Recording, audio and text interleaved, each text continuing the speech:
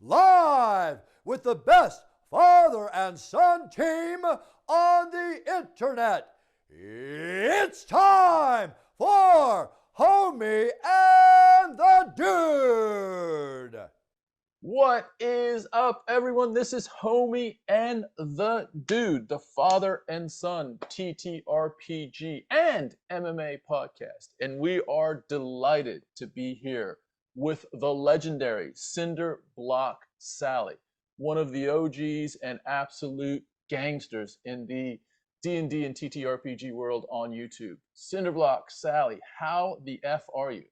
I'm good. I'm good. What an intro. I didn't know I Yeah. was an OG. Oh, But all right, dude, I'll for take it. sure. I'll take it. I'll For, take it. for sure, dude, for sure. You've been creating some incredible content for a good long while now. Now, I wanted to ask because, a lot of people get into our industry and our space because it's something that they love, and then a hobby turns into, some sort of creative outlet of some sorts. What was your kind of route to where you are, and how did you find the style of your videos? Because it's very unique, I guess I'd say. Well, a lot of it comes from laziness in terms of Okay, the nice. style. A lot of it comes from I decided I was going to start making TikToks a little while ago because I was watching people that were making TikToks about comic books, and I was like, I could do that about D&D stuff, and that would be easy. It'd be fun. Let's just talk about Mm, monsters for a little while. So for a while, I just was like we're going to talk about a monster.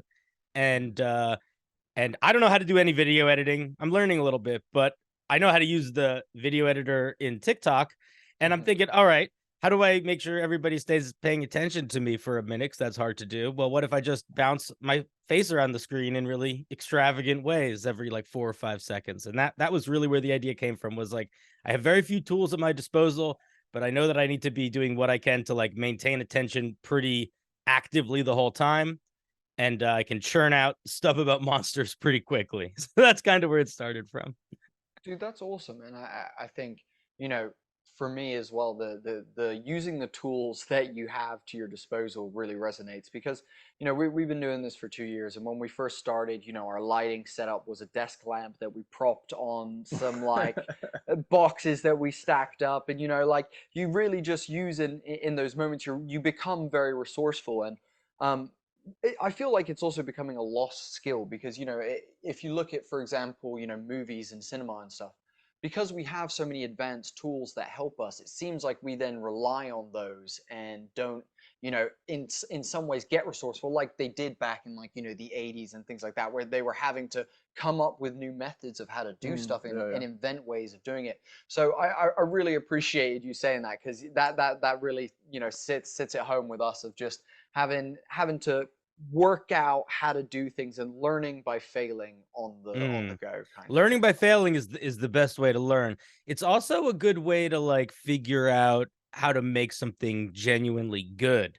Is Mm, just to be very conscientious of what your limits are so that you know how to turn them from like a weakness into a strength. So like for example, with my videos, I use the really crappy green screen that it comes on TikTok or YouTube or mm. all of that.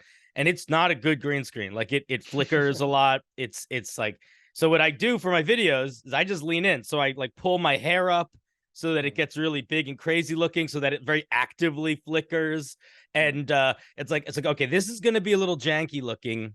So I can either fight against that janky or I can lean into that janky. And then you can turn it from something that's like, oh, this guy doesn't have any cool equipment to like, oh, it's his style. And you Yeah. just gotta, you lean into the things that work a little sideways, and suddenly it seems like it was a brilliant idea that you had all along. I mean, dude, it I is. love that. I There is fucking an love that. element of brilliance in your idea because, okay, you're using the tools, Mm, but how many other people have thought about, you know what, I'm just going to have my head float around the screen, and that is kind of captivating. Like that is your signature at this point. If I see a Cinder short come up, first of all, the YouTube, whatever their version is of clipping out a thumbnail, you're seeing your head to some degree somewhere on the screen, and it is you. That's your thing. So I think that's pretty cool that you've used that. But the other thing that you do really well is, I mean, you have kind of developed a persona, and to me, it's kind of like you said, your hair is a little bit all over the place. Your voice is a little bit altered as well. Like there's an element of, I don't know if it's like mad scientist mixed with like chill, mixed with like, you know what I mean? Like, Yeah, what went around? How did you develop that that persona that we're accustomed to now as well?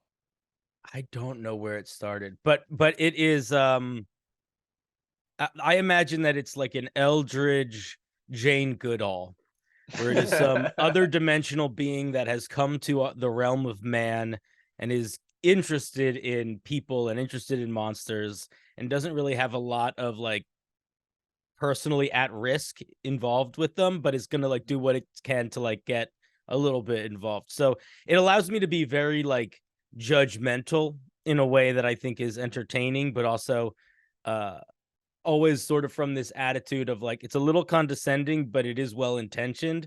And I think there's something very fun to a character that is a little condescending, but also well intentioned. It also Yeah. allows me to just like talk about anything I want to as if it's real, which is fun. Like Mm, you know, when whenever I'm talking about, especially if it's like D&D monsters or ideas like that, I very actively will sort of ride the line between we're just talking about a thing that exists down the street versus we're talking about like a way to play the game that you want to play, which also just makes it more fun for me. Because if every single video is just like, hey, here's 10 ways to do this in mm, D&D, it starts to feel like you're soulless. And yeah.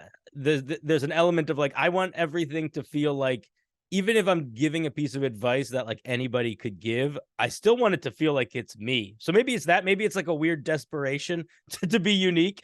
I Yeah, don't yeah. know. So let me ask. So do you feel like this character, this persona, is like an omniscient being that's like looking and commenting, having some commentary on whatever the subject matter is that at that point you're offering up? Is I that how think you they're and about I think they're about as omniscient as like somebody in like the Greek pantheon. So yeah. they're like semi-omniscient. So I'm wrong a lot, you know, and like I also just am wrong a lot. Um, and but I don't, you know, I won't. If I'd like to be able to back up any ridiculous claims I make at least a little bit. Mhm. So, for example, when I stream and I talk about this a lot on stream, I just tell people that I can speak every language, Yeah. which is an absurd thing to say, right? That's crazy people talk. Nobody speaks every language. And I don't boast about it. It just comes up occasionally. And the thing is, I don't speak every language, but I speak like 5 or 6 words in a bunch of languages. So Mm, I can do that thing where if it's like, I want to dismiss your comment, like I don't even want to talk about it, I'm not trying to show off. I can sort of ride the line where maybe there is somebody that's watching out there in the world that genuinely thinks I can speak every language. And that is a wonderful, wonderful thing. I and they're love it. crazy, by the way. I I love it. I love the idea of, you know, having this persona that's looking at it from all these different angles. Dude, I think it's a really interesting space in terms of also, you know, so you've got this persona that you know, I imagine have to some degree, like you said, getting your hair ready, get into character of. I mean, And my hair then kind of, listen, it does a lot of it on its own, you know, like this is mostly all natural right here. It's mostly ready when you wake up in the morning, isn't Yeah, yeah, yeah, it? yeah, yeah. so I just want to wonder because like on our end, you know, we're creating content where, you know, if I'm playing as a GM and doing D&D stuff, you know, I'm taking on my characters and doing all of that. But at the same time, you know, in the background of all of that, it's all the hours of prep that I put in, all the hours of planning that we as a team put into our streams and plot lines that we want to run and things like that.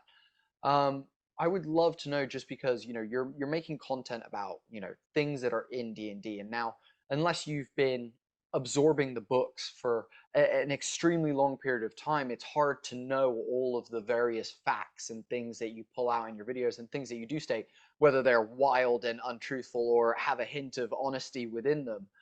I want to know a bit about one, your like schedule of like, do you do research and then plan out what videos you're going to make and then get to recording and then editing? Are you, you know, improvising more on the spot of like, cool, here's some creatures I want to talk about and I'm going to improvise it and try and like just get these bullet points in that I want to mention. Dude, he said he's lazy. And and I want to know how many takes you're doing for these as well. Oh, that's a good guy. Like how often are you like cutting the camera so that you can like be like, oh, there's a couple good lines in there, so I'll take those, and now I'm gonna redo this next bit. Give me an idea of all of that, the technical stuff behind this Yeah, amazing yeah, character in the sure. videos. Your creative process. Share with us. Well, I have sort of a rhythm now that feels like a machine that drives itself. So what I do these days is I go through and look for comments that are asking questions or give me an idea of something for a video or inspire something for me to look up. And most of my videos now, at least at some point, is me spotlighting a comment that someone has left on another video. So it does two things. One, it makes a certain amount of engagement because it now has a moment where like people are like, am I going to be in a video? Which is like a fun thing. Mm. But also, I don't have to spend that much time thinking of ideas for videos. I spend a lot more time sifting through comments for ideas for videos. And that feels, it is easier a lot of the time than like starting from scratch. But um a lot of my ideas are just come from, I mean, I don't read the books religiously, but I did at a certain point in my life. Yeah. And whenever a new book comes out, I give it at least one go through. At the very least, like the new mechanics. I don't always read lore, but I'll read the new monsters, I'll look at the new magic items, new spells, that sort of thing. Yeah. And while I'm not a, well, I would not, I don't claim to be a particularly clever person. I do have a very unusual memory specifically for like that sort of thing. Like I know a lot of, if I read a monster stat block, I usually remember it for a pretty long time. So when you say remember it, you mean like you're down into the nitty gritty, like you can remember, like you have a photographic memory.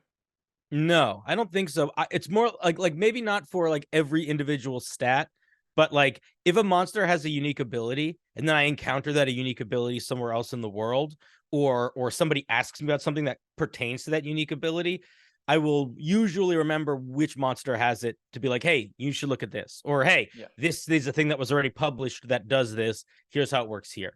Or like, Gotcha. oh, you are trying to beat up your paladin. Well, here's a good monster for beating up paladins because it has this specific thing. Nice. So no, I wouldn't call it Dude, encyclopedia. I wouldn't call it photographic, but it's just like those little details of like unique game mechanics. super handy, like both as a GM and a player though, just to be able to draw on that kind of like that wealth of, you know, pulling out that little bit of information and then linking it to a monster or whatever, and a situation. Yeah, yeah. It It's must be a very hell of a player, dude. situationally useful. Yeah, So I'm an okay player. are you more DM or player? I used to be more dungeon master, but these days I play in more games than I run, but I play way less than I used to. So I used to run like 2 or 3 games a week pretty consistently. Now I'm running 1 game every other week, but I'm playing in a game. I'm playing in 2 games, which is very different for me. Normally I never get to be the player. But yeah, it's pretty useful as a player and as a dungeon master. I mean, sometimes it's a headache because what also happens is when I'm in player position, if a dungeon master, I struggle being a D&D player. I don't like it that much because I have very strong feelings about the way the rules should be interpreted when I'm running the game, and when the person that is running the game does it differently than me, I have to, even though I know the goal is fun and that we're all trying to have fun together and that I shouldn't be backseat driving, I have to really bite my tongue to not be like, that's not how that works. A lot of the time. So I have to like the whatever dungeon master I'm playing with, I either need to be in a social situation where the people that I'm playing with and things that are going on are enough that it's like overloading, distracting for I don't really care that much about the specific minutia, or the dungeon master like has very similar understanding of the rules and ways of expressing it that I do. Otherwise, I find myself getting a little bit annoyed. It's one of the main reasons why I don't like playing spellcasters. I much prefer to play martial characters because there's way less room for interpretation of the things they can do. If I want to know exactly what the things I can do are, I don't want to have to be at the whim of someone else's interpretation every time I want to try something. And that's a lot easier to do if I'm a barbarian. Athletics is a really powerful skill. It can be used in a million different ways. And all those ways are pretty evident, as opposed to like deciding, oh, can I use this spell to do this unusual thing or not? Or does this spell, how do you handle a charmed monster? Like when someone is charmed by you, how close is that to mind control versus they're just your buddy? Like there's a lot of dungeon master space for interpretation that I think is really good for dungeon masters to have. But I think I've been a dungeon master long enough that my feelings have gotten very strong about what those things, what feels right. And when it's not that, I have less fun. Do you know what? That's an interesting point about the whole interpreting things in different ways and how, you know, for me, what's interesting is I'm less worried about mechanics and minutia in that way when I'm a player. Like I'm like you can tell me to roll whatever. Like I'm not bothered. If you want to tell me that I can't use my gust spell to do whatever, that's fine. Whatever. But for me, what bothers me is like the creativity, like description parts. Like if a GM isn't describing something that I want to know more detail about, or like, you know, by choice, maybe when you go to locations, they only describe, you know, a little bit of it and then are just like, cool, like play on. And to me, some of that stuff is like a bother for me. Like I feel the same way that you do about the mechanics about that, where I'm like, but I don't know what this like you just described. We walked in through a gate, and now, and as far as I know, there's something here, and then just a gray wall in front of me because I don't know what's past there. Do you know what I mean? And so I definitely have some stuff with that. So I think it's an interesting space because playing as a GM and as someone, you know, I'm sure as you said, you GM'd a lot, and for myself the same. When you do it a lot and you find a rhythm and you find also a style with your prayers, like I noticed that I do something as a player that not many other people do, but it's because we do it around our table, which is when I ask someone to make a check, that's an opportunity for other players to have conversation and to like chime in while that person is like rolling their dice and doing their math. We kind of use that as a moment where it's like, oh, so you know, I was just thinking this, blah blah blah, and then I'll be like, we'll have that little RP, and then I'll be like, what was your roll, by the way? And we'll you know, like that. That's really helpful during a stream as well because It fills dead air. And so I've been doing that as a player recently, and I've noticed that like other people are like, huh? What, you know, kind of thing, and I was like, huh, that's definitely just an us thing, you know, or that's definitely just a, you know, at least that I've encountered an us thing that we do kind of thing. So Isn't it weird? You get so used to something being a part of your game, and then you play in someone else's game or vice versa, and you realize, oh, that's not something that everyone does. And you have like those little moments of like, oh, that's really just a thing that we do at our table. Or I don't know, it's one of those. I feel like that's an eye-opening moment I have a lot whenever I'm playing with the new people, where it's like the double-edged sword of the TTRPG space, where it's like the game is so open-ended in terms of how you actually run it, like because there is no machine making sure that the rules are being interpreted as intended. There's so much space for you to do whatever you want. You just take things for granted that like you know what makes me think of? It makes me think of like when you're interacting with like a really little kid and they just assume that like, well, everybody has, you know, a banana at lunchtime because they have a banana at lunchtime, or they assume that everybody has like a dog, or you know, I have a nephew who's about to turn 2, and we were at the beach as a family, and we live in the city most of the time. So at the beach, you can really clearly see the sunset. And when he saw the sunset, it kind of freaked him out. And he was like, "Where's sun go? Where's sun go?" Because it's like you're watching this, the sun melts basically, and it became like a ritual of the time there was watching the sunset. And I was talking to my sister about this, and I wonder if he thinks the sun sets or he thinks the sun sets at the beach, you know? And it's a little bit like that. It's a little bit like that, like the with the games that you play, especially if you pretty much just playing with like one group or one group of people. Yeah, it's pretty good. dude, you're totally right. It's a very interesting space of like, I think it's just that like you said, we all are in like bubbles, whether it be like, you know, social media or, you know, friendship groups or work or, you know, whatever it is, you're kind of in your bubble and it's insular and it's almost an echo chamber in of itself. And I think that kind of becomes D&D tables as well because, you know, like you end up doing similar things and you end up, you know, using similar mechanics because you then go off to branch off and you're like, oh, well, oh, this is how we do it, this is how I know it, so I'll just bring that to this, you know, kind of thing. And it's definitely it's an interesting space. You have to be a bit more of a chameleon as a player, I feel like. As a GM, you know, you can teach every group of players your style of GMing, and if they, you know, you can in some ways, Train them almost. yeah, like almost like get them used to it and Yeah. get them, you know, whether it suits them or not, that's another matter. But as a player, you kind of have to, if you're going from different table to table, you have to chameleon your way into like understanding what is like happening at this table, and what are the lines and boundaries of creativity and you know, RP and combat and gore and, you know, like all this kind of stuff, and trying to understand those areas. You know, one of my favorite things. I'm not sure. I know it's been at a table that we've recently been at, but I really, really prefer it. So I'm more of a player. Mhm. So this table that we played at, basically the DM initiates all checks. Like, I don't know if it's a rule for them, Mm.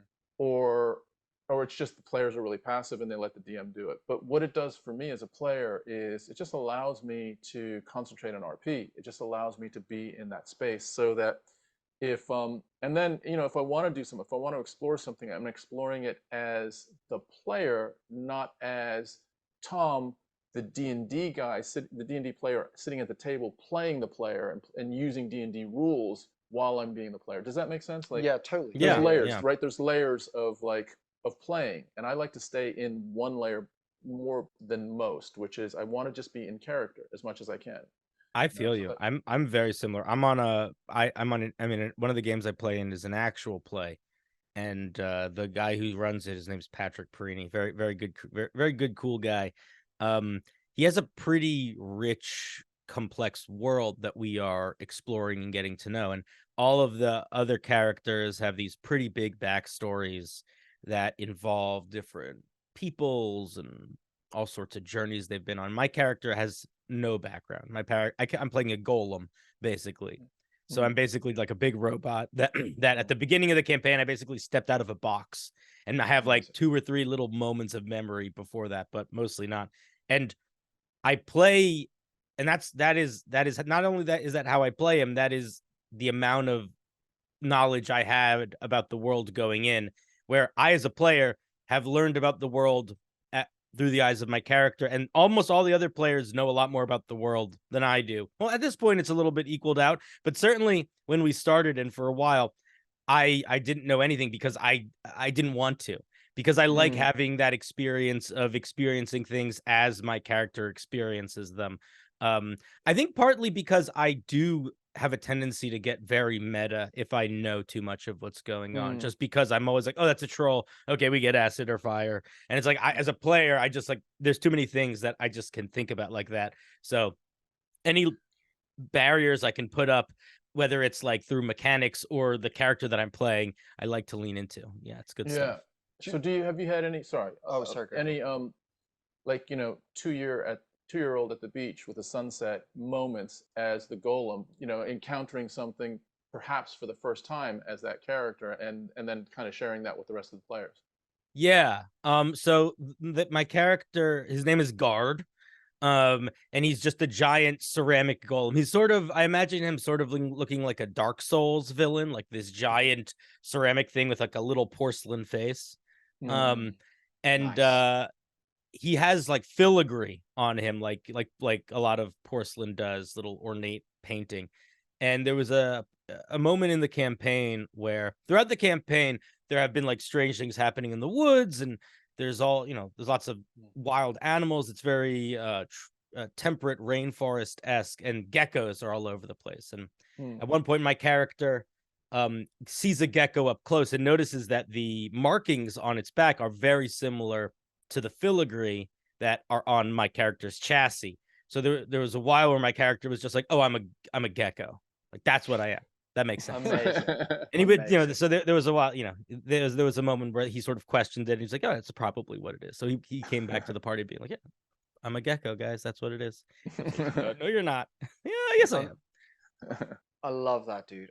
And to me, I love that level of RP. It's why I appreciate you as a player so much, because you lean into the not hero stuff just as much as the hero stuff. And I feel like right, I'm gonna say something bold, because I also am a bit hypocritical in this, because as a player I struggle to get out of the meta sometimes, and I would say to me as a GM, like min-maxing players, people who are trying to, use the abilities and things that they have in ways to, in a weird way, break the game or be like, in a weird way, more powerful than a person of their level or a person of their stature or a person of their experiences would be for the amount of experience that they have.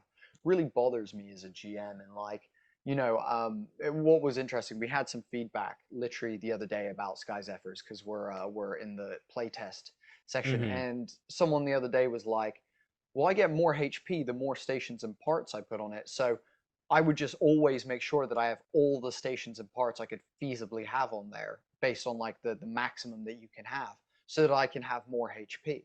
And I was like, and I was like, first of all, nice to meet you. I understand what type of player you are immediately. And I can see you. I see you very much, and I understand. And my like, first of all, one, thank you for the feedback, that thing. But I think for me as a GM, when I look at that, I'm like, isn't that like in a weird way, like, isn't that sad? Like that you're like your immediate reaction is how can I get the greatest, most powerful, and rather than like, why not start off with like a junker and grow with this thing and like learn and like add and grow and like have this role play, like almost character development experience where maybe you don't start with all the stations and parts that you can have, and then you add them as you go because it makes sense as you're collecting levels and gear and abilities Yeah. that your ship would also do so. So for me, like it's a really interesting space that people get into where I very much live on the side of like, make mistakes, characters make mistakes, you're not going to know everything, the characters have to be just as bad as they are good because all people are like that. Do you know what I mean? And I Yeah, I think mean that's also it's like you can't. It's so easy to lose the heart of the game if you just turn it into numbers. Like that's what it is. Yeah. like I would have you ever seen a game, any TTRPG game that had a financial economic system that worked? Like that wasn't totally breakable because of Yeah. you accidentally made one thing a little bit too expensive or a little bit too cheap, that like a player could just be like, "Oh, you know what? Let's just do this for 3 weeks and then have all the money in the game." But it's like you Yeah. can't, that's not how any, there's like, you have to, at a certain point you have to let uh the fiction guide you. Otherwise, it really just, you're playing Skyrim, and I don't know. Yeah. Like that might be a lot of fun for the players, but I as a dungeon master, that would drive me up the wall.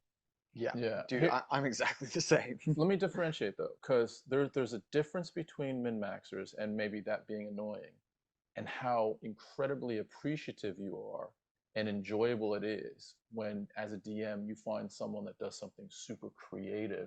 They pull together a couple different things, or a Yeah. spell is being used in a way that really, like, technically, is it supposed to be used that way or not? But it's so fucking creative that the way they've done it, that just blows your mind as It's well. Like it's Emily Axford, basically. Like, yeah.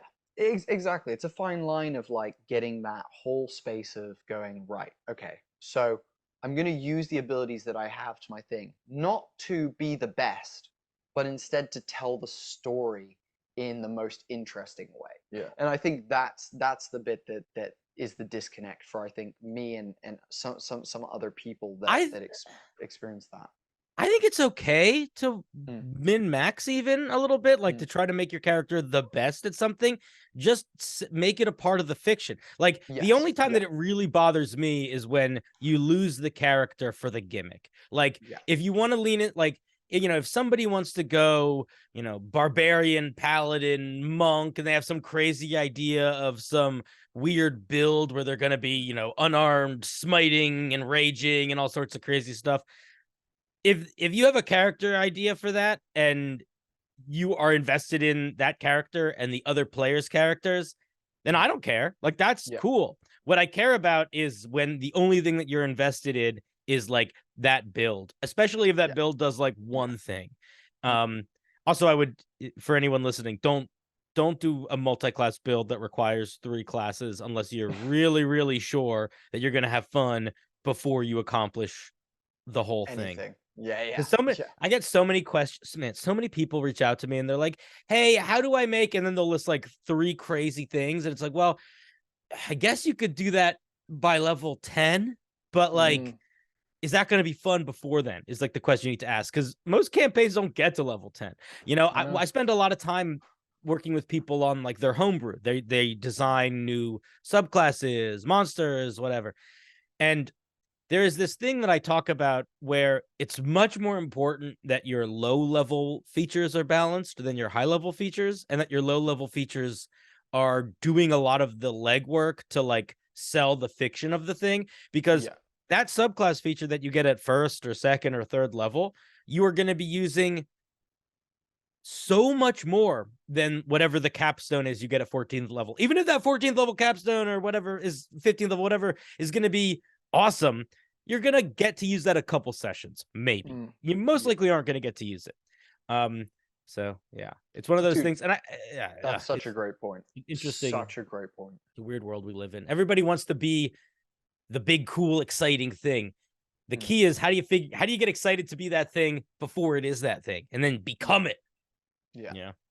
And I think that's also it's a societal thing of where everyone's looking for immediate gratification nowadays. It's why, you know, Marvel movies these days are cheap jokes and, you know, ridiculous, like epic CGI fight scenes, because, you know, it just that easy, like, you know, intake of stuff. It's endorphin hits. I was gonna say, one after another. you don't want to have to sit through a movie where you've got to write out like dialogue scenes. Like I do. Oh no, like I mean people. I mean people generally. Like us, we're very much those people of like we want to sit and like hear dialogue about nothing, because that's that's the characters showing us who they are. Yeah, I don't mind the slow burn. You know, yeah, me too. And so I think it's, for some people, it's very hard to not just be like the most awesome hero of the land, and they hope to, you know, play in a level 15 one-shot where they're demigods, you know, and they're making their way up into being super badasses. Do you remember you did that one live stream where you were level 20s? Everyone was level 20s. It was just ridiculous. It was just stupid. It was a one-shot, of course. I feel like also D&D loses its value kind of at that point. You're not like, at that point, if you, unless the campaign is you are like a Kratos character going to murder all the other gods, and you're like, you know, a level 20, like it feels like it's hard to create like ups and downs in that story when you're so up here. It's so hard, you know. Yeah, it's hard for everybody. I mean, you said you ran a level 21 shot. No, we were in it. We were in it. Players. Like, how long did a round of combat like a round of combat in a 20, even with like 4 or 5 people, a single round of combat takes so long, especially if you have anybody doing any sort of spell casting. It's like, all right, let me just figure out how I'm going to break reality for 15 minutes. You know, it gets a little hectic. I'll use my sorcery points to fucking twin spell, do 2 of them, and like say, oh, I'm going to use my attack. Then I'm going to use my bonus action attack. Then I'm going to use my 2 extra attacks. Then I'm going to use my extra attack that I saved up from a fucking item that I. It's just like, whoa, this is way. I'm going to reroll this attack now. Yeah. Oh yeah. Wait, I have an ability that allows me to reroll that 1 second. Ah, don't. It gets wild, dude. It gets. I think that the high level play in I think that high level D&D play still very much sits in the classic old school sort of war gamer type of play that D&D has its origins in, where like if it's just a numbers game, like you are playing Battleship with mad science and stuff, and you know, like a lot of the stuff that's more popular in it now, especially the more role play and story stuff, and it's like, you know, you're not expected to have a character die every session, or, you know, XP is not measured by how much loot you get or anything like that. But when you get to those higher levels, it kind of has to become that ridiculous battle game again, because that is just the direction that it reaches a level of complicated, both in terms of the things you can do and then the things as a dungeon master you need to do to deal with the things players can do, that it becomes that level of like, okay, we are now in the weeds of the nitty gritty in a way where it's like a lot of early level play. It's like, all right, yeah, I'm just like, you know, I'm Joe Schmo, banana pants, and you know, I miss my mom, and I have this pet cat, and I like punching stuff. And it's like, it doesn't need to be much more than that for like, you know, 10 levels. I agree, dude. You're so right. You're so right, dude. And that when you get up into those upper levels, for me as well, I find this, I would rather play a level like a level 3 campaign where we stay somewhere between level 3 and level 10 the whole time and never get kind of past that, because as a player as well, there's so many freaking options, and just trying to remember, like even using D&D Beyond or like any other VTT where you have all the tools in front of you, you have your full character sheet and everything, having to like flick between 3 pages of shit to find like, oh, my one racial feature is this, oh, my class feature is that, oh, I have spells, I have a list of 30 spells at this point because I can prepare freaking everything and have got 9th level spells. It gets way too hard to, like you said, you get lost in the weeds. You start forgetting about story because you're just overwhelmed by how much shit you can do at that point, you know? The other thing, I mean, the Yeah. other thing is that people play for different reasons. Like we, Totally. taking Totally. it back to our Sky Zephyrs feedback, Totally. you can tell that, certain people are very, very much into the detail. Like that's their vibe. That's the reason they play D&D, whether they're a numbers person or just really want to get super crunchy. And that's fine. That's fine. If you can find a table of people like that, then that's going to give everyone the enjoyment that they want. I think where it gets tricky is if you have like an outlier in a group. So you have a cruncher in an RP group, or you have an RP person in a cruncher group. Yeah, exactly. Then it gets a little bit, it can get a little bit disjointed that way. I agree with that. I wanted to circle back to something. Yeah. So you said that you offer a lot of advice for people that have, whether it's a homebrew or just questions about, putting together a character and this, that, and the other thing. And that comes typically through your long form, your streaming stuff, that you're kind of interacting in a little bit more of an extended, detailed way than you would on a 1-minute YouTube short. For sure. Yeah. How are you balancing that? Because I think there's a couple considerations. One, I don't even understand the monetization side of short monetization versus long form monetization on YouTube. But my understanding is it isn't quite as rewarding on the short side. The formula isn't quite as rewarding on the short side. I might be wrong, but that's kind of what I've heard, like just through reading stuff. But beyond that, like, how are you balancing your time when you look at this, not just as something that you love doing, but as, this is something that I'd like to do as far as it'll take me, as far as the C career word, or the I'd like to make money on this as well. How dare I? That type of consideration. For sure. So shorts don't make a lot of money. But what they do is they are great for discoverability. Yeah. And I think that if you are someone that is trying to be a content creator, as much as for exposure is like not a reason to do work and you want to get paid for everything you do, if you're doing it on your own, it's a silly thing not to lean into, just because more people are going to find you through shorts, whether that's on YouTube or TikTok or Instagram Reels, than they are on anything else, tenfold. And different things work a little bit different on different platforms, and some of them are more consistent than others. But if you are somewhat regularly getting decent views, you will make a tiny bit of money on shorts, but you will grow with enough force that you can kind of push that energy in other places. With like the long form content, I'm not good at making long form videos because I'm a really slow editor. So I put out long form videos like maybe once a month. I'm trying to do more. I actually just put one out this morning. But most of the other stuff that I do is streaming. And with the streaming, for me, I used to think it was a numbers game, but it really doesn't feel like it is. It's almost the opposite of shorts, where in my experience, what you need to start to gain some amount of success in streaming is not a lot of numbers. It's just a really devoted following. Like you just need a really close-knit, tight community. You need people to feel like you are genuinely trying to build community for them and genuinely trying to hold space for them. And if somebody feels like that, they show up a lot more and they definitely support more.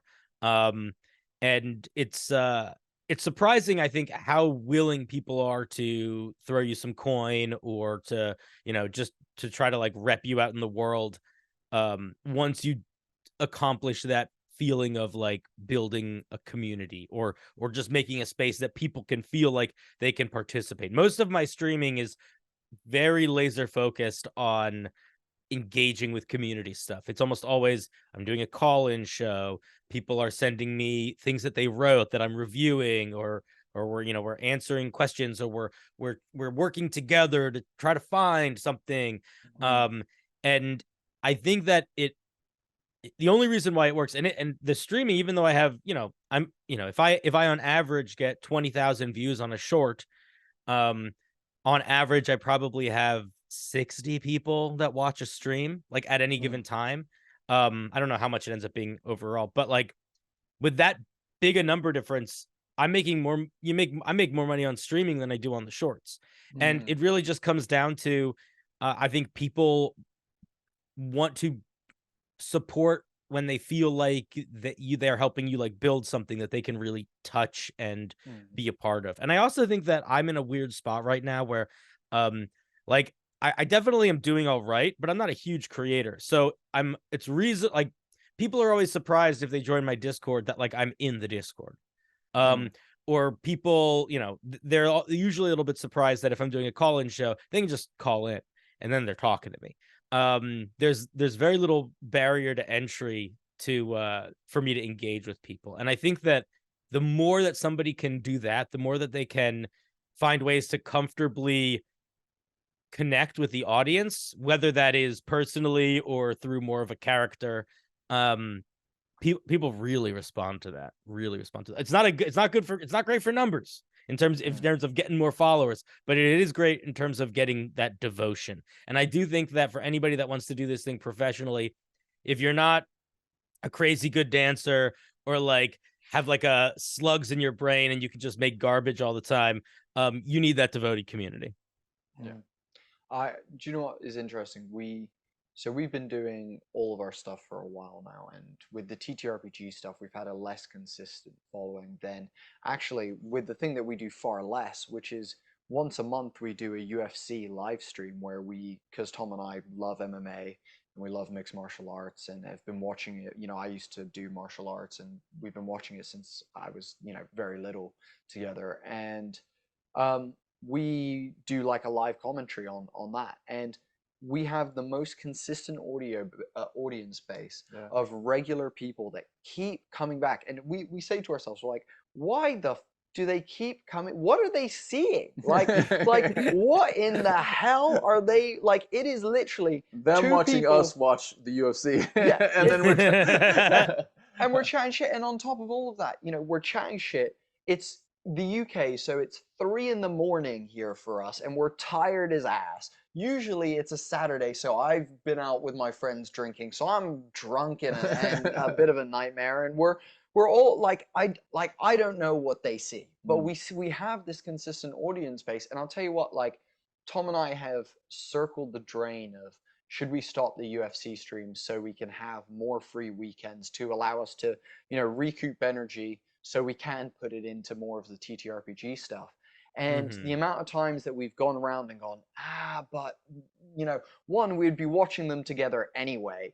And 2, it's like those people do enjoy it. And we enjoy talking to those people at this point. Like we love checking in with, we know this person's going to university soon. Hey, how's university going as you've now started university? And like checking in with our audience. And I think it's something that we've grown to really appreciate over the time that we've done it. I think Cinder's point is interesting. Like, and I don't know if I've thought about this much, but when you think about like the community we've built, the UFC community, that's a community. Like we have a community in TTRPG, but it's different platforms, mostly in our Discord.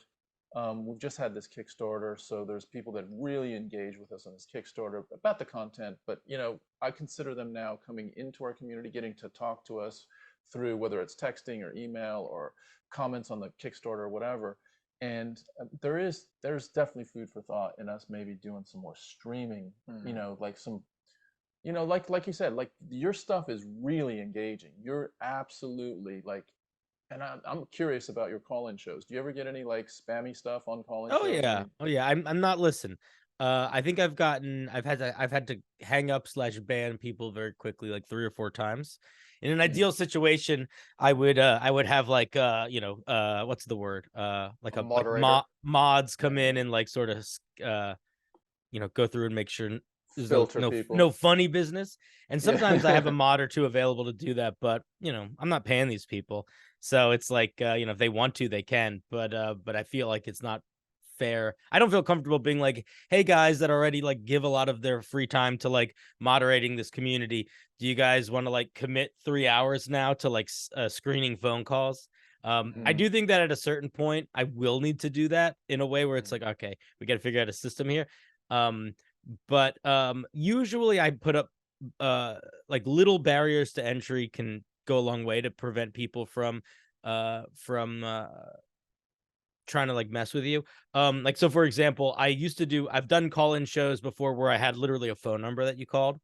Mm. And while I loved that idea so much from a perspective of like that's just fun, like it's cool Mm. that you can just pick up a phone and call, it was too easy. So anybody could call in. Now usually I do it through my Discord. So if you really want to get on the show, you have to figure out how to get into my Discord. You have to be someone that uses Discord. Mm. And then you're like in Discord waiting rooms with other people that are in the community.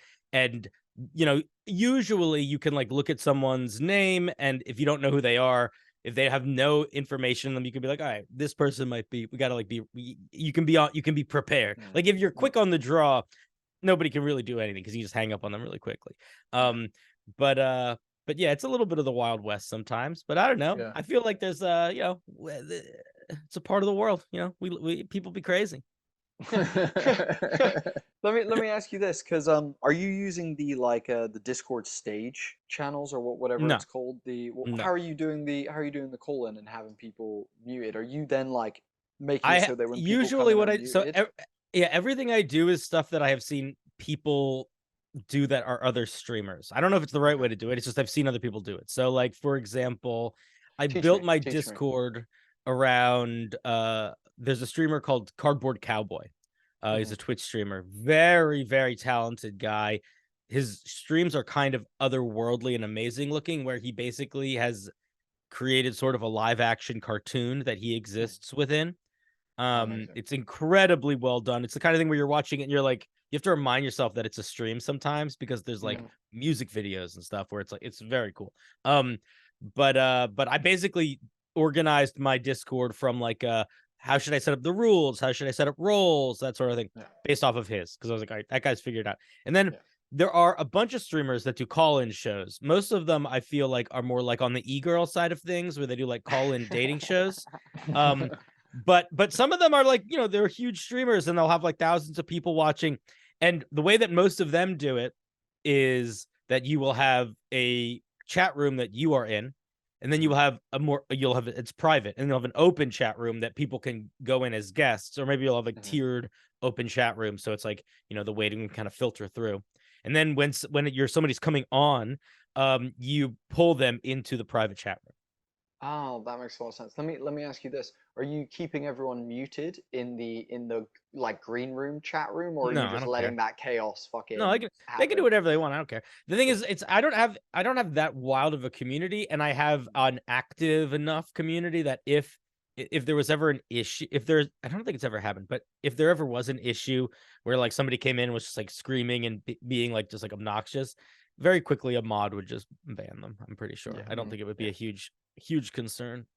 yeah. That makes sense. So this is all happening on Discord, but you're Mhm. streaming to, is it just YouTube, or you streaming to YouTube, like you multi-streaming? I'm just streaming to YouTube right now. Twitch, I think that if you're making money on Twitch, you can't dual stream. They don't like that. Oh, really? Yes, Yeah, that's a big thing. I don't remember what Hmm. tier it is, but basically if you're of a certain tier, which is not a hard tier to get, it's like the basic one. The Um affiliate. yeah, if you're an affiliate and you're making money, you're not supposed to restream. So I'm only streaming on YouTube right now, partially because of that, but also just because I have so much larger following on YouTube. Mm. But I would be down, if in the right circumstances, I could see myself switching back to Twitch, but there would need to be some incentive to do so, because I sort of feel like I'm on a train that's moving in a direction at the time being, Yeah, totally. There is that consideration. Like, we have our handle, Homie and the Dude, across the universe of social media platforms, and you only have a limited amount of resources, and at some point you have to select. You have to select which ones you want to cultivate, because each one has its different style, its different idiosyncrasies, Different audience. different audiences, all of that stuff. And you can't be all things to all people, and you cannot invest in all of those platforms. And if you look at most, even if they're super, super, super popular on YouTube, most content creators, you look at their, like, I don't know, their Twitter account. They've got 1,200 people on Twitter, but they've got 300,000 subs on YouTube. It's Mhm. you know it is a thing that we have had to learn. We're learning right now, which is, all right, what platform do we want to commit to? And committing to that one is, understanding the formula of that platform, trying to be as friendly with that algorithm as possible, but then also kind of chucking some stuff out there to the other platforms, just to keep the, kind of keep the wheel turning on those other platforms. But it has been a learning process for us, where we didn't, you know, I guess it would have been, it seems like you landed in YouTube, and dude, it was like pretty immediate. Like, I might be wrong. You tell me about it. Like, it feels like you started throwing up shorts and you started cultivating an audience pretty quickly, and your numbers started growing pretty quickly. Is that the case, or do you feel like there was a period of time where you were? I had like, I don't know, 4 to 6 months that nothing really happened. Yeah. I started on TikTok, and I was on TikTok for maybe 4 or 5 months before anything happened with that. And even then, that was like a pretty slow burn. And when I started doing stuff on YouTube, it was entirely because YouTube Shorts, YouTube Shorts would pay you, which TikTok, well, I wasn't. I'm still not really good at getting monetized on TikTok.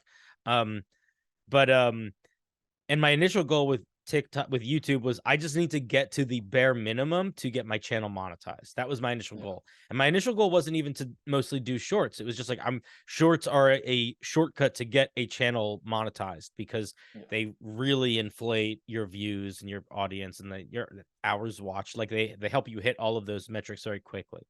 And then I had like 3 or 4 videos do very well on YouTube, and just sort of decide, well, maybe I just lean into this, and this is what I lean into now. And I made a pretty dramatic shift, maybe at this point, oh man, almost a year ago, maybe a little bit less, to really just like focus on YouTube. And I basically stopped putting stuff on other platforms. Now I'm starting to put stuff on other platforms again now, but I was following the money initially, is what it was. It was like YouTube was the first thing to get monetized. Where it's like, okay, let's fucking go, let's dive in.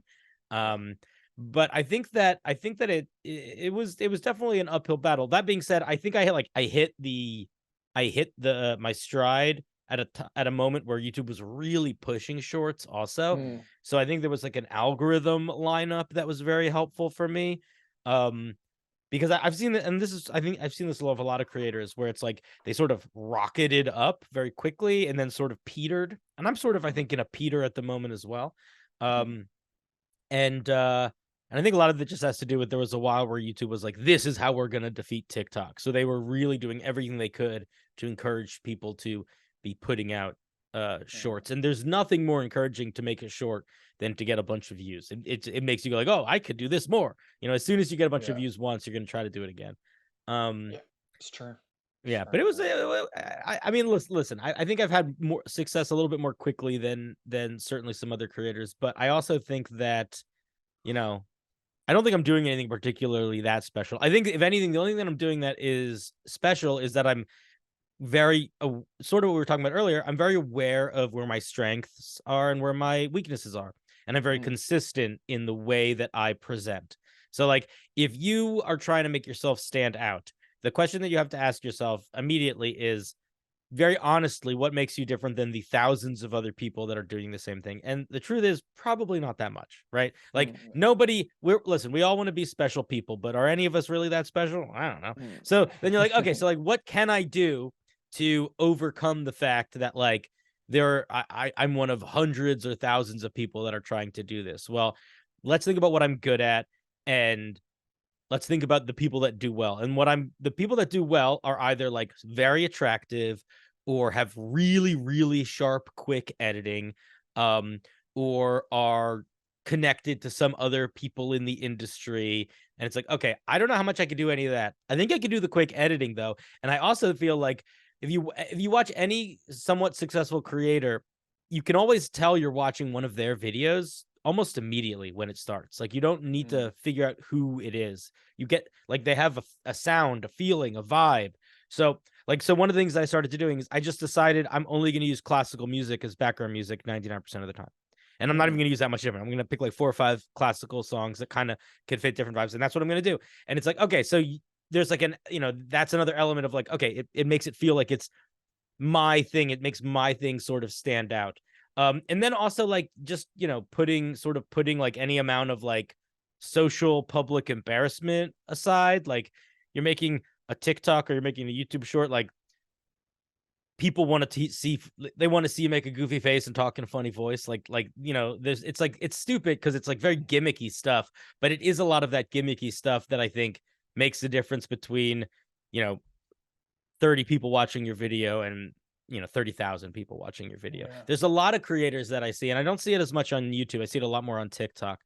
There's a lot of creators that really want to be content creators, or they really want to be doing something in that bubble, and they don't accept that there's like a baseline of like no one cares that you have to accept, and then you have to battle that.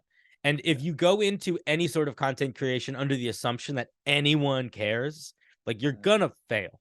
And like you have to sell yourself so quickly and so aggressively, and that like how many TikToks have you scrolled through where it's somebody sitting in a room and they're like, "Hey guys, here's a cool D&D idea," and they just sort of start talking, and maybe the audio is good, maybe it's not, but it's really they're just talking. The lighting isn't sort of whatever, and they just look like random dude in room, which we all end up being inevitably. That maybe you watch it if it's one that pops off, but you're not going to remember who that person is. And like, you're probably not going to watch that much of their video, especially if they like take a while to get to the point, or if they're sort of just like being too casual. Like if you have to earn any amount of work you don't want to do, you really have to earn that. Or you have to do what I do, which is where you lean hard into the easy stuff, but you make it seem really intentional. So it looks like it's work. Do you know what? For anyone listening, a lot of that is really, really great advice. It's stuff that I'm listening. Yeah, I'm glad you are. Shit, have you been taking notes? But no, I think I think for anyone out there who's looking to do that and to progress in that kind of area, it's super important advice. And I think what's interesting is it feels like there's almost like a gatekeepy thing in the community in a weird way about how to what's the methodology, what's the behind the scenes kind of thing of everything. It feels like a lot of larger creators are like, well, we're not going to tell you, like, work it out for yourself kind of thing. And instead of being open and helping people kind of grow in those ways and teaching other people how to do it, obviously by doing that you're creating competition for yourself, but it's it's a space of there is no guidebook, there is no and especially now that shorts and reels are a thing, like for years there was like a methodology to YouTube when that stuff didn't exist. That changed very drastically when all of that was brought into the public eye, and probably earlier when Vines were around. Like shit, when people were doing Vines, what, God, I don't even want to guess that it's like 10 years ago or something crazy. But like it's been around for a while, where this shorter form content has now been changing the scape and changing the way you go about and do stuff. And I think you're right. And in a weird way, with the whole YouTube and like the knowing that you've just got to be not extravagant or ridiculous, but you've got to be something that is, whether you're embarrassed about it or not, the more reserved you are, the more people are not going to relate to it, because everyone relates to the weird kooky stuff that's inside. Do you know what I mean? We're all that person deep down inside, regardless of whether you're a jock or a D&D nerd or an engineer or a scientist or whatever. Everyone's got a little bit of weird and wonderful in them. So if you're watching stuff that's within a hobby and you get some of that weird and wonderful, or some of that vulnerable, like I know I watched a guy the other day who was just like, he was just a guy who's like, hey, I suffer with depression, and I'm here to tell you today, like, you're doing a great job. Like, I hope you're feeling all right out there. You know, like, another day, we made it, guys. So another day celebrating here with the sunset. I was just like, there's something so real about him doing this, but also at the same time, I was like, he's making these every day. So, you know, to what degree is it real? But also, you know, I'm appreciating the message and the vulnerability in the moment and all that kind of stuff. So it is, you have to just get rid of the in a weird way, insecurities. You have to just kind of go for it. You have to find your own thing too, like, yeah, and then commit to your own thing, and like, Yeah, the commitment I think is the big part for sure. yeah. I agree. Well, also I noticed, and we'll wrap up here in a second, but I noticed, you know, you're not afraid to lean into controversial topics as well. And I mean, there's potentially a strategy to that. You know, you listen to some people that are creators, and they're very strategic with the type of thumbnail they use, the type of font they use, and the size of the font, and the color of the font, and the description and the title and all this other stuff. But I mean, you're more than happy to lean into some stuff that may not be popular for your entire audience. And so what has, like, how have you navigated that space of like, I'm going to tackle some shit that needs to be talked about right now? You know, I don't know how much I think about it in the moment. I will say that sometimes I'll make a video and then post it and then immediately delete it afterwards if I'm like a little bit too much in a couple directions.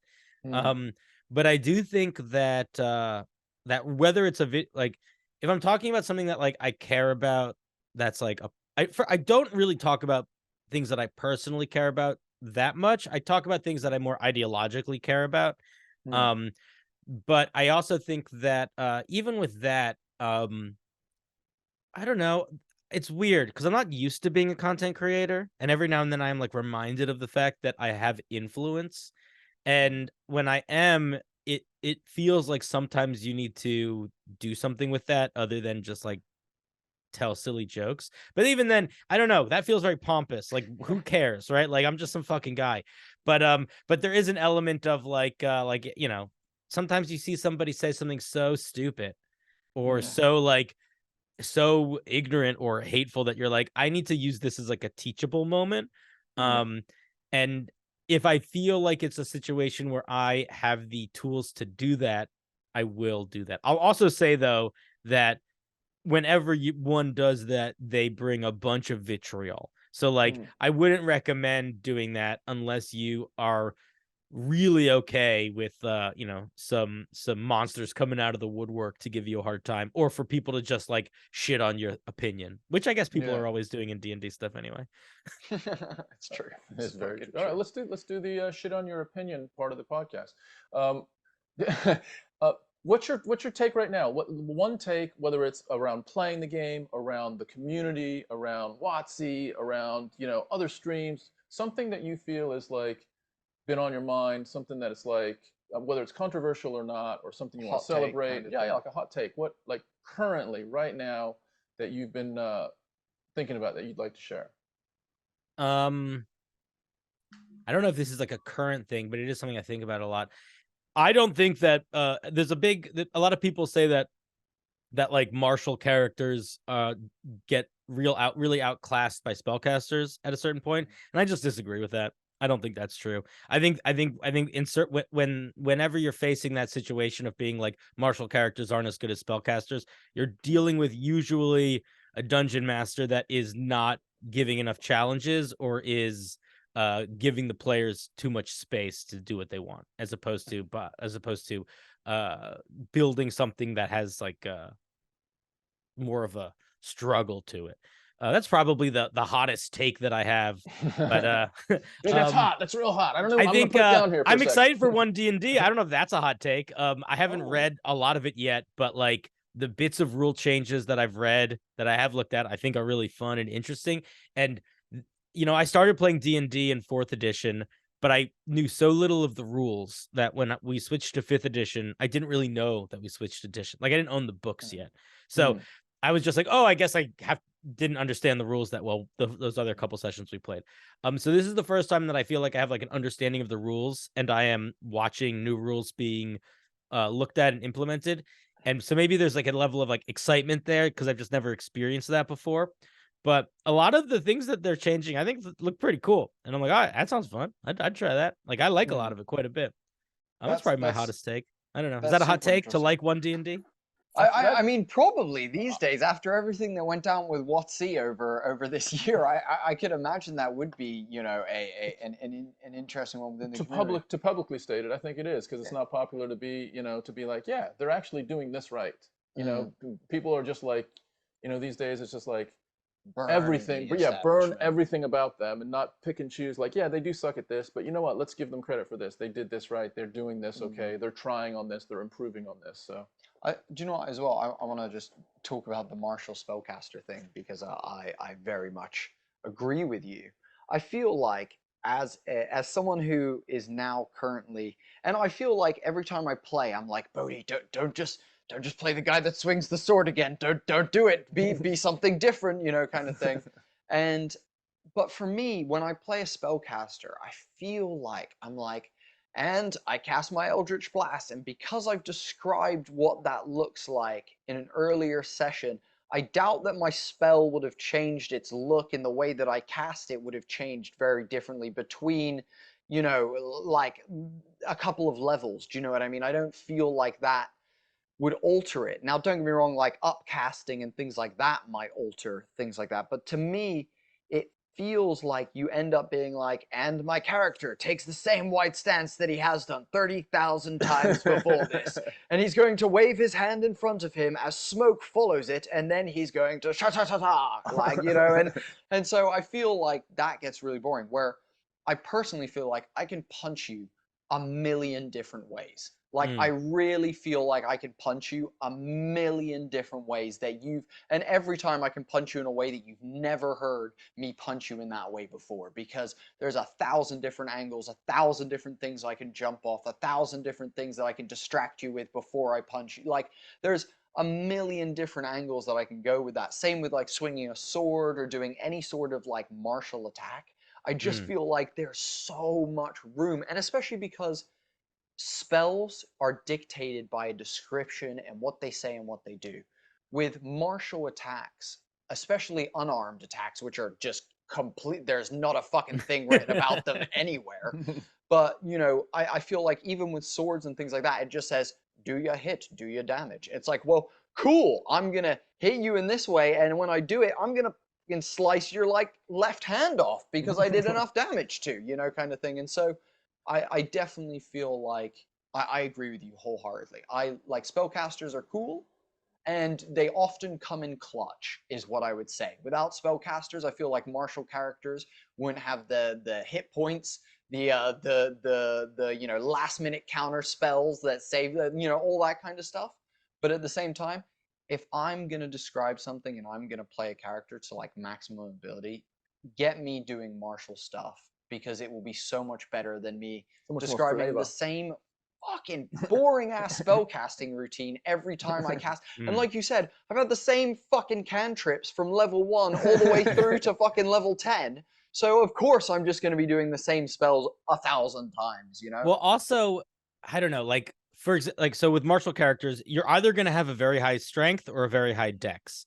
And those attacks aside, attacks are great, but even attacks aside, coming up with clever ways to use your dexterity or to use your strength to change a fight is so satisfying. And like, you know, if you having 20 in strength, you basically have a minor version of the telekinesis spell on all the time if you can get your hands on something. Like you're, you know, like 20 strength is like you're winning the Olympics pretty casually.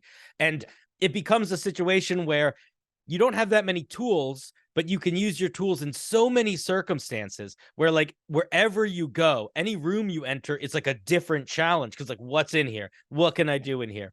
I wanted to ask you guys a question. You guys are Oh, yeah. you're MMA Nope, people. nope, we're not going to answer any questions. Oh, dang it! Sorry, dude. That's not what this is about. No, go Dang. for it. Go. So I look at homebrew a lot. People send me homebrew a lot to read, and you guys talked about you like watching UFC. You're MMA guys, so I'm assuming you know a little bit about martial arts. I know very little about martial arts. I regularly get people sending me homebrew to try to make unarmed combat specifically or grappling specifically more complex, more interesting, work better in D&D. My question for you guys is, as folks that probably have a little bit more knowledge about it, certainly than I do you think that that's something people should be doing? Have you thought about doing that? Do you think it's irrelevant? Do you think it matters? Like, is that a thing you care about? Do you think about? Funny you should ask. Yeah, do you know what, hilariously also to anyone listening or watching, that will sound like, based on our response, it's going to sound like that was totally planned. It was not. The answer is, we, in our games, if you listen to any of our actual plays or anything like that, I am a very descriptive, violent dungeon master when it comes to combat. You know, I don't shy away from gore. I don't shy away from, you know, bones breaking, like, you know, all that kind of stuff. And I really go into a lot of depth, because that's what real combat is, and that's what martial arts is. And so, two things. So one, we have created two super basic supplements. They're actually just like images that you can download off of our website at the moment.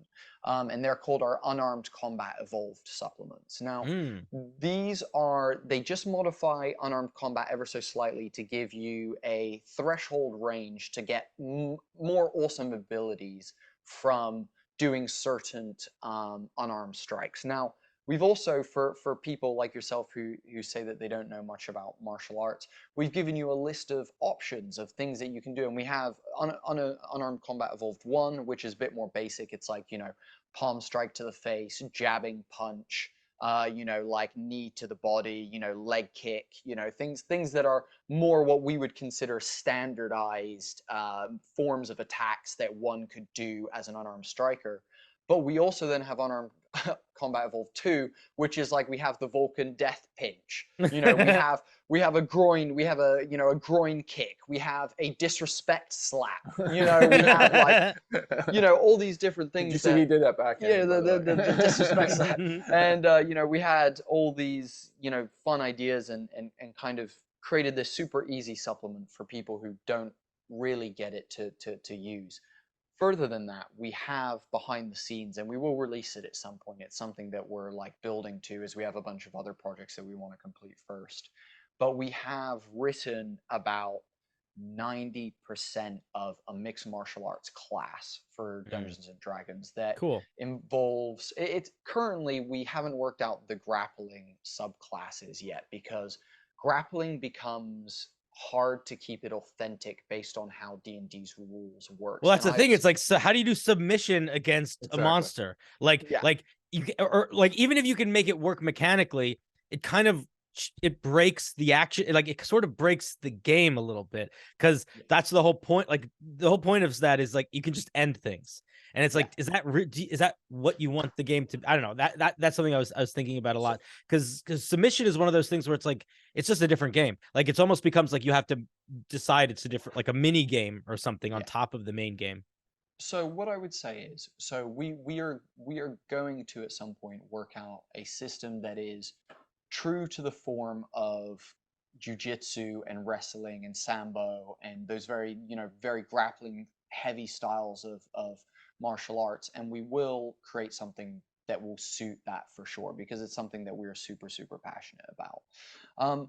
What currently I do in game, and I think is a good alternative for people, is, first of all, by the way, our Unarmed Combat Evolved, some of the things are like, you know, like what is known as an oblique kick, but we named a knee stomp, just to for people so they can understand, which is essentially like a side kick to the outside of someone's knee to hyperextend their knee inwards.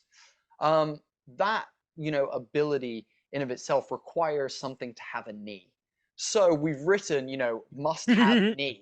You Yeah, can't knee stomp a beholder. There's no knees to stomp. yeah, So yeah. Or instantly, gelatinous cube. yeah, exactly, exactly. So you can't grapple a gelatinous cube. Do you know what I mean? And you can't. So to me, you got to take into consideration and as a GM weigh that up in those moments as well, because you could do unorthodox grappling of like slams on a beholder. You could lift one up and suplex it, you know what I mean, and use some things. But to me, what we do currently without a system that we've created, and Tom grapples here and there. We one of our characters is a two-time world champion in our pit fighting scene across our world, and he was in a fight where a lot of grappling happened. My fighter, the NPC that I was playing, was a grappling heavy fighter, and so what we did was, you get into a grapple, and then you just make contested checks to advance position into a submission. Now, usually I would Hmm. say from getting someone on the ground, you need probably 1 to 2 advancements before you get to a submission. So no ground position is going to instantly offer you a submission. Realistically, you're going to have to go from in someone's guard to side control, from half guard, to mount, whatever kind of transitionary stuff you want to do. And because we're well versed in that, it's easy for us to describe those positions and be like, okay, so you end up with his legs wrapped around your waist, and you have the ability to like sit back, throw punches, or try and break the legs, get past the legs basically, and then get on top of them in a more controlling position, that kind of stuff. Then when you get to submissions, I allow this contested check again, that typically I go with strength or dex versus strength or con. And it's essentially, are you going to try and withstand your bone breaking with your body's strength, or are you going to try and like forcefully fight against it, basically? Mm. So things like arm bars, kimuras, knee bars, ankle locks, anything that isn't a choke, basically. You can run these submissions of, cool, you break the person's arm, and as a GM, just now that character has a disabled limb. So if they were a 2-weapon fighter, they now can't use 2 weapons. They're using 1 weapon. If they were a spellcaster, they maybe can't do all the somatic components that they need to, because they don't have an arm that can lift and do that and do that kind of thing. So you basically just start breaking a person down through these different submissions, and it doesn't end the fight, because once you snap someone's arm, that person then, the moment your arm snaps, you can pull that out, basically. The moment your arm is broken, it's like, okay, cool, now just roll over with a broken arm and start hitting them from the top, kind of thing. So it doesn't stop that. What does begin to stop that is when you go to chokes. Now, chokes, I usually say, take about 2 to 3 rounds of choking a character based on the suffocation rules that are in D&D and things like that. So contested checks across a couple of rounds of, you've got them in a rear naked choke and you're squeezing down, and it's like, and you make it this back and forth, if they're trying to fight the hands, they're gargling and, trying to fight back. Same with like a guillotine or, anything like that. So I would say that's kind of how I go about it currently, and it works pretty well when we do it in game. But I feel like it's not as genuine as I would like it to be. It's not as like refined as it possibly could be.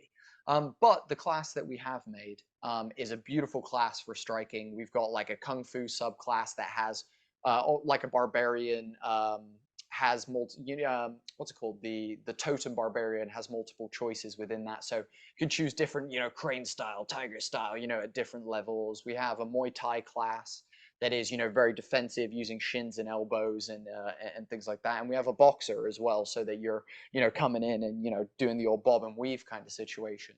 And it was a great bit of fun to make. We need to finish it off and refine it. But yeah, dude, I feel like that's such an underrated, like, how are you going to be a monk and you're not going to give monks suggestions for like anything? You're just going to be like, you're a monk, hit things. And then people resort to, well, I hit him 3 times and I use my fury of blows and I hit him another 3 times. And the GM's like, amazing, you hit him 3 times and he falls backwards, and oh golly, he's hurt, his nose is hurting now or something. It's not like, oh, you dip under his punch, you swing a hook and clip him, as you then kind of roll under his next punch, dodging that, and throw a body shot, and that's what fighting is more like. It's art, it's strategic, it is two people at high levels trying to kill one another, and that is what it should feel like in D&D. But it really doesn't. It's like, I bop him on the head for 3 points of damage. How did I do, Dungeon Master? Did I do good? Is he dead yet? Is he bloodied? And yeah, that to me is definitely something that needs to be fixed. But yeah, thanks for asking. neither here nor there. How do you feel about that answer?